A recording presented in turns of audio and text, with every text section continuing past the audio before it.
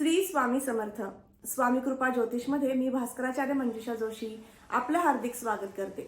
आज आपण माहिती घेणार आहोत मकर राशीच्या जातकांना अर्थात तुम्हाला हा मार्च महिना कसा जाणार आहे.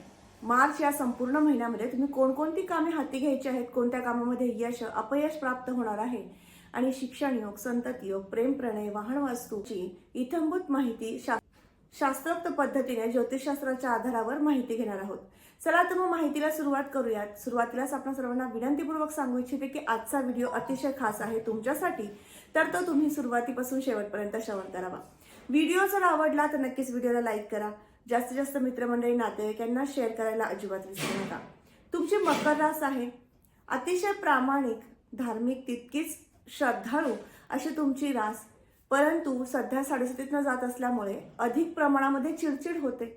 प्रत्येक व्यक्तीवरती तो राग सातत्याने व्यक्त होत असतो. मग यावरती नियंत्रण आणण्यासाठी सर्वात प्रथम आपण पाहणार आहोत शनिदेवांची उपासना काय करायची.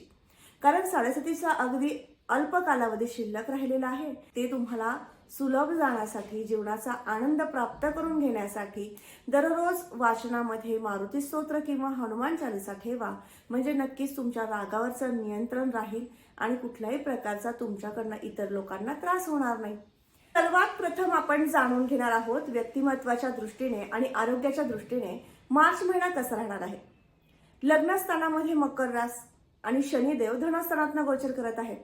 शनिदेव आणि रविदेव जेव्हा एकत्र येतात त्यावेळेस वाददायी परिस्थिती निर्माण करून देतात. संघर्षाचा कालावधी हाच तो म्हणता येईल. कुठलंही काम करायला तुम्ही हाती घेतलं आहे तर त्या कामामध्ये जाताना ते काम पूर्णत्वाला नेताना तुमच्याकडनं थोडीशी चिडचिड होऊ शकते. कामामध्ये दिरंगाई होऊ शकते. काम एकसंगतेने न पूर्ण होणं असे कुयोग सुद्धा या महिन्यात प्राप्त होऊ शकतात 15 तारखेपर्यंत. परंतु 15 तारखेनंतर मात्र तुमच्या कामाला गती प्राप्त होणं, उत्साह वाढणं आणि विशेष म्हणजे तुम्हाला या महिन्यामध्ये लाभदायक स्थिती निर्माण होणं असे शुभयोग आहे. राशी पत्रिकेतील 4थं घर, ज्यावरून आपण वाहन वास्तूचं सौख्य पाहतो. वाहन वास्तू खरेदी करणं हे दररोज घेण्याची गोष्ट नाही किंवा आपण ती दररोज घेऊ शकत नाही. म्हणूनच या संदर्भात गोष्टी पाहताना, या स्थानाची माहिती घेताना चतुर्थ स्थानावरून आपण पाहिलं जातं ते म्हणजे वास्तूचं आणि वाहनाचं सौख्य. या महिन्यात तुम्हाला वाहन वास्तूचं सौख्य अतिशय उत्तम प्रकारचं प्राप्त होईल. याचबरोबर वास्तूमध्ये चतुर्थ स्थानातील मंगळदेव हे मकर राशीतनं अर्थात उच्च राशीतनं गोचर करत असल्यामुळे थोड्याफार प्रमाणामध्ये तुम्हाला या महिन्यामध्ये घरामध्ये, वास्तूमध्ये धार्मिक कार्यांची आवड निर्माण होणं, धार्मिक कार्य घरात घडून येणं, आध्यात्मिक कार्य घरात घडून येणं असे शुभ संकेत आहेत. याचबरोबर हवन विधी घरामध्ये होऊ शकतो असे शुभ संकेत आहेत. मातृसौख्याच्या दृष्टीने विचार केला असता आईसोबत थोडीशी मतवैचारिकता होऊ शकते, मतभेद होऊ शकतात, चिडचिड होऊ शकते किंवा एखाद्या गोष्टीबद्दल त्यांच्यासोबत तुमचं मत न जुळणं आणि त्यामुळे ताणतणाव निर्माण होणं असे अशुभ योग आहेत. परंतु या महिन्याच्या 15 तारखेपर्यंतच. तदनंतर मात्र तुमच्या दोघांमधील वाद, संघर्षदायी परिस्थिती कमी होऊ शकते. एकमेकांबद्दल प्रेम भावना उत्पन्न होऊ शकते किंवा एकमेकांची साथ सोबत लाभू शकते. राशी पत्रिकेतील 5वं घर, ज्यावरून आपण शिक्षण, संतती, प्रेम प्रणय पाहतो. शिक्षणाच्या दृष्टीने विचार केला असता आर्ट्स साईडने शिक्षण घेणाऱ्या वर्गाला अतिशय उत्तम प्रकारचे शुभ संकेत आहेत. याबरोबरच ज्यांचे 1ली ते 12वी पर्यंतचं शिक्षण सुरू आहे अशा विद्यार्थी वर्गाला हा महिना अतिशय उत्तम म्हणता येईल, अनुकूल म्हणता येईल. कारण या महिन्यामध्ये शुक्रदेवांची स्थिती अतिशय उत्तम आहे.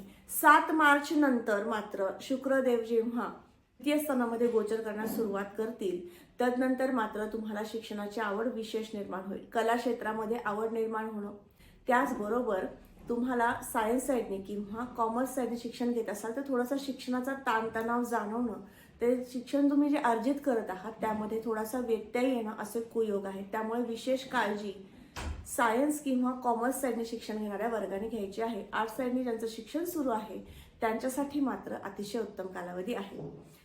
प्रेम प्रणयाच्या दृष्टीने विचार केला असता मंगळदेव आणि शुक्रदेव यांची युती होणार आहे 14 मार्च नंतर. म्हणजेच तुम्हाला प्रेम प्रणयाच्या संदर्भात 14 मार्च पर्यंतचा कालावधी उत्तम म्हणता येईल. तुमच्या दोघांमध्ये 14 मार्च पर्यंत थोड्याशा तक्रारी निर्माण होऊ शकतात. एखाद्या गोष्टीबद्दल गैरसमज निर्माण होणं, त्या गोष्टीचा जास्तीत जास्त वारंवार चर्चा होणं आणि वादाचे प्रसंग सातत्याने उभे राहणं असे कुयोग आहेत. त्यामुळे नक्कीच प्रेम प्रणयाच्या दृष्टीने विचार केला असता या महिन्याच्या 15 तारखेनंतर उत्तम प्रकारचे शुभ संकेत आहेत. तुम्हाला दोघांना एकमेकांना समजून घेण्यासाठीचा कालावधी 15 मार्च नंतर म्हणता येईल. याबरोबरच संततीच्या सौख्याच्या दृष्टीने विचार केला असता तुमच्या संततीसोबत वाददायी प्रसंगांना सामोरे जावं लागणार आहे 7 मार्च पर्यंत. एकमेकांना समजून घेताना किंवा आपले विचार मांडताना थोडासा रागीटपणा तुमच्यातनं जाणवू शकतो आणि त्यामुळे तुमच्या संततीच्या मनामध्ये तुमच्याबद्दल आढी निर्माण होऊ शकते. म्हणून विशेष काळजी घ्या. तुमचं मत सांगताना किंवा तुम्ही निर्णय देता त्या निर्णयामध्ये थोडासा मवाळपणा ठेवा. रागीटपणाने तुमचे नातं दुरावू शकतं किंवा तात्यामध्ये अडी निर्माण होऊ शकते, त्यामुळे विशेष काळजी घ्या. याबरोबर 6 स्थानाकडे वळूयात. राशीपत्रिकेतील 6वं घर, ज्यावरनं आपण खरेदी विक्रीचे व्यवसाय पाहतो आणि त्याचबरोबर राजकीय क्षेत्र, सामाजिक क्षेत्र याची सुद्धा माहिती करून देतो. 7 मार्च नंतर मीनेतनं गोचर करण्यास सुरुवात करतील. अर्थात बुधदेव आणि राहुदेव हे युतीत येतील. त्यामुळे तुम्हाला सामाजिक कार्यामध्ये उत्तम प्रकारचं यश संपादन होणं, राजकीय क्षेत्र, सामाजिक क्षेत्र या क्षेत्रामध्ये तुम्हाला उत्तम प्रकारचं नावलौकिक प्राप्त होणं, सामाजिक कार्यामध्ये आवड निर्माण होणं असे शुभ संकेत आहेत. आणि याचबरोबर खरेदी विक्री संदर्भातील व्यवसायाच्या दृष्टीने विचार केला असता या महिन्यामध्ये जरी मीन राशीमध्ये, नीच राशीमध्ये बुधदेव जाणार असतील तरी सुद्धा ते तुम्हाला राहुदेवांच्या युतीत असल्यामुळे कुयोग मोठ्या प्रमाणात देणार नाहीत. तुम्हाला स्वतःला व्यक्तिमत्व उंचावण्यासाठी जास्तीत जास्त मदत करतील आणि खरेदी विक्री संदर्भातील व्यवसायामध्ये तेजी प्राप्त करून देतील. अर्थात हा महिना खरेदी विक्री करणाऱ्या वर्गाला अतिशय उत्तम प्रकारचा म्हणता येईल. शत्रू त्रास या दृष्टीने विचार केला असता राहुदेवांसोबत बुधदेवांची उपस्थिती निर्माण जेव्हा होते त्यावेळेस तुमचे हितशत्रू हे जास्त मोठ्या प्रमाणात तयार होतात. त्यामुळे सामाजिक कार्य करत आहात तर नक्कीच तुम्ही प्रत्येक व्यक्तीसोबत सामोपचाराने, मवाळतेने चर्चा करा. कोणालाही अपशब्द जाणार नाही आणि त्याचा तुम्हाला भविष्यात त्रास होणार नाही या गोष्टीची विशेष काळजी घ्या. 7म स्थानाकडे वळूयात. राशीपत्रिकेतील 7म स्थान हे केंद्र स्थान, शुभ स्थान म्हणून ओळखलं जातं आणि या स्थानावरून आपण आपला जोडीदार कसा मिळणार आहे हे पाहतो. अर्थात विवाह योगा संदर्भातली माहिती जर जाणून घ्यायची असेल तर तुमची जन्मलग्न पत्रिका पाहणं विशेष ठरतं. संदर्भातील गुरुचे बळ कसे आहे हे पाहू शकतो, परंतु तुमच्या जन्मलग्न पत्रिकेप्रमाणे विवाह नक्की कधीपर्यंत होऊ शकतो, कुठल्या दिशेचं स्थळ मिळू शकतं, किती अंतराचं स्थळ मिळू शकतं, जोडीदार व्यावसायिक मिळेल की नोकरी करणारा मिळेल, या सगळ्या गोष्टीची चर्चा करू शकतो. परंतु राशीपत्रिकेप्रमाणे पाहिलं गेलं तर नक्कीच तुम्हाला या महिन्याच्या दुसऱ्या पंधरवड्यापासून विवाहासाठी शुभ संकेत आहेत. तुमच्या जोडीदाराच्या सौख्या संदर्भात विचार केला असता या महिन्यामध्ये किरकोळ प्रमाणामध्ये बोलण्यातनं किंवा व्यक्त होताना थोड्याफार प्रमाणामध्ये रागीटपणा जाणवू शकतो आणि त्यामुळे तुमच्या नात्यामध्ये आडी निर्माण होऊ शकते. म्हणूनच सुरुवातीलाच सांगितलं की विशेष उपासनेकडे आणि रागावरती नियंत्रण ठेवायचं आहे. याचबरोबर तिचे योग अष्टम स्थानावरून पाहिले जातात. अष्टम स्थान हे कुंडलीतलं 8वं घर, त्रिकभाव, अशुभ भाव मानलं जातं. परंतु यावरनं अचानक एखादी गोष्ट घडेल का किंवा त्या गोष्टीमध्ये खूप दिवसापासून प्रयत्न करतो तर ती गोष्ट यशस्वीरित्या पूर्ण होईल का हे पाहिलं जातं. म्हणजेच अष्टम स्थानाच्या दृष्टीने विचार केला असता रविदेवांची स्थिती पाहणं गरजेचं ठरतं. रविदेव कुंभ राशीतनं गोचर करत आहेत. कुंभ राशीतल्या रविदेवांचं गोचर हे ज्यावेळेस 14 मार्च नंतर अर्थात 15 मार्च पासून मीनेतनं होईल त्यानंतर मात्र तुम्हाला शुभ प्रसंग निर्माण होतील, शुभ योग निर्माण होतील. तुम्हाला तुमच्या महत्त्वपूर्ण कार्याला गती प्राप्त होणं, ते कार्य संपन्न होणं असे शुभ संकेत आहेत. राशीपत्रिकेतील 10वं घर, ज्यावरनं आपण आपलं करिअर पाहतो, उद्योग, नोकरी, व्यवसाय पाहतो, तर या स्थानाचे अधिपती शुक्रदेव यांचा गोचर कुंभ राशीतनं होत आहे 7 मार्च नंतर. अर्थात तुम्हाला व्यवसायाच्या दृष्टीने सौंदर्य प्रसाधना संदर्भातील व्यवसाय असू देत, लोखंड संदर्भातील व्यवसाय असू देत, कन्स्ट्रक्शन संदर्भातील व्यवसाय असू देत, कपडे, गृहोपयोगी वस्तू संदर्भातील व्यावसायिक वर्गाला हा महिना विशेष म्हणता येईल. 7 मार्च नंतर लाभ प्राप्त करून देणारा, यश संपादन करून देणारा आणि उद्योग व्यवसायाला गती प्राप्त करून देणारा म्हणता येईल. याचबरोबर नोकरीची सुद्धा संधी प्राप्त होऊ शकते. IT क्षेत्रामध्ये ज्या व्यक्तींना नोकरी करायची आहे अशासाठी तुम्ही अप्लाय केलेला आहे तर नक्कीच तुम्हाला या महिन्याच्या 15 तारखेच्या दरम्यान नोकरीचे शुभ संकेत आहेत. अर्थात तुमच्या जन्मलग्न पत्रिकेप्रमाणे जर आपण नोकरीचे योग पाहिले तर नक्कीच आणखीन तुम्हाला अधिक माहिती मिळू शकेल. याचबरोबर आर्थिक स्थानाकडे जाऊयात, लाभस्थानाकडे जाऊयात. पत्रिकेतील 11वं घर, ज्यावरून आपण लाभस्थिती पाहतो, या ठिकाणी असताना बुधदेवांची रास आणि बुधदेव राहुयुक्त येणार आहेत. त्यामुळे कुठल्याही प्रकारची मोठी गुंतवणूक जर तुम्हाला करायची असेल तर नक्कीच या महिन्याच्या 7 तारखेच्या आत करू शकता. तदनंतर जर करायची झाली तर मोठ्या प्रमाणातील गुंतवणुकी करताना बारकावे नक्की लक्षात घ्यायचे आहेत. कुठलेही काम करताना किंवा गुंतवणूक करताना विशेष काळजीपूर्वक त्या ठिकाणी गुंतवणूक होईल या गोष्टीकडे विशेष लक्ष द्या.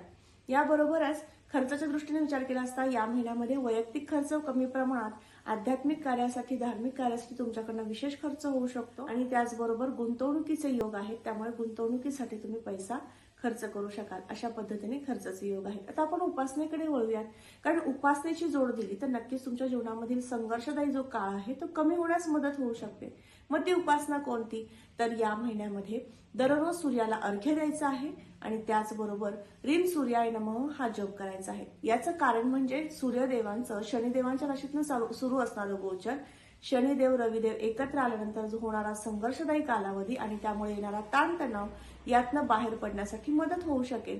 याबरोबरच दररोजच्या वाचनामध्ये मारुती स्तोत्र ठेवायचं आहे, म्हणजे 7:30 तुम्ही जात आहात तर 7:30ची तीव्रता कमी होऊ शकेल. तो पूर्ण कार्य पूर्ण होण्यासाठी मदत होऊ शकेल.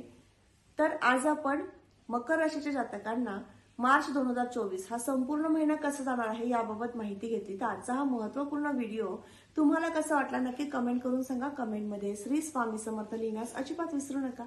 तुम्ही आपल्या चॅनलवर नवीन असाल तर नक्कीच आपल्या चॅनलला सबस्क्राईब करा. भेट द्यायला विसरू नका. यावर अनेक व्हिडिओ अपलोड आहेत. राशीफळ आहे, वार्षिक राशीफळ आहे, महत्वपूर्ण विषयांवरती चर्चा केलेले व्हिडिओज आहेत. तर नक्कीच तुम्ही आपल्या चॅनलला भेट द्या. पुन्हा भेटूयात अशाच महत्वपूर्ण माहितीसोबत. तोपर्यंत आपली रजा घेते. श्री स्वामी समर्थ. जय जय स्वामी समर्थ. रामकृष्ण हरी.